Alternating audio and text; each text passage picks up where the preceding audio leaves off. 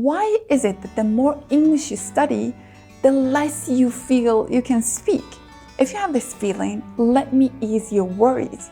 You're not lazy and you don't have a bad memory. You see, the truth might be uncomfortable, but it's real. More than 90% of language learners get stuck at this exact point. You study English, you watch movies, you listen to podcasts, and at the moment, you feel like you've learned so much. But when it's time to speak, your mind either goes blank, the words disappear, or you only manage to say the same basic repetitive words and sentences. And this is where most people make a big mistake. They think the solution is studying more, but it's not. The problem isn't that you haven't learned enough.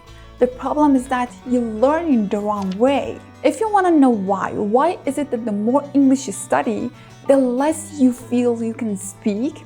And more importantly, if you want a simple, practical, real method that can dramatically speed up how fast you can speak English, make sure to stick around and watch the rest of this video. So where's exactly the real problem? Imagine you're watching a movie. You pick up 20 new words, 10 phrasal verbs, a couple of really cool expressions. You might guess their meaning from the context that you're watching, or you might look them up and you know its meaning. And then you feel like you learned them. You learned them deeply. But here's the real question. If you learned them deeply, why they don't show up when you try to speak? Well, because your brain isn't a hard drive. It doesn't store information in folders or files. It works like a network. Every time you learn something, neurons either form new connections or strengthen the existing ones. You see, every neural connection costs the brain energy. And remember, the brain has limited energy and is wired to conserve it. So the brain only keeps things that meet at least one of these three things. You actually use them. You have an emotional reaction to them. They play a role in your decision making. If none of these happen, your brain treats that information as low activation information. And low activation information gets deleted easily. Simple as that. So what's the solution? This is where I want to share a rule that I come up with.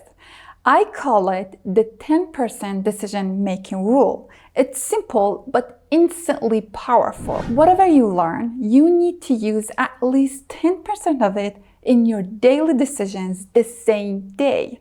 Not tomorrow, not when you feel ready, not when you're confident, but use at least 10% of it the same day. Of course, you can adjust the percentage a bit depending on how much time you have. Now, what does 10% mean? It means small, quick, and doable. Here's the golden rule. The shorter the gap between learning and using something, the less likely you're to forget it.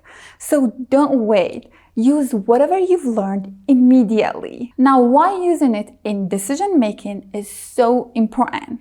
Well, because our brain wasn't built to store information or store words. It was built to make decisions.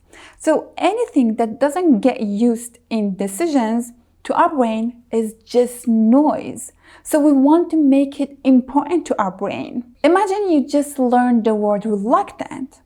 Most people do this. They memorize the meaning, maybe write an example in their notebook, and that's it. But with the 10% decision-making rule, here's what you can do.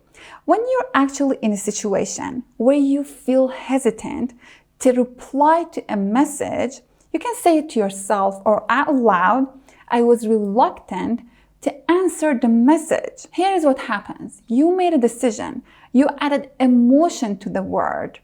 You turned the word into a tool. So your brain thinks this word isn't just information, It's a tool for making decisions. As a result, this word enters your active vocabulary and the chance of forgetting it drops dramatically.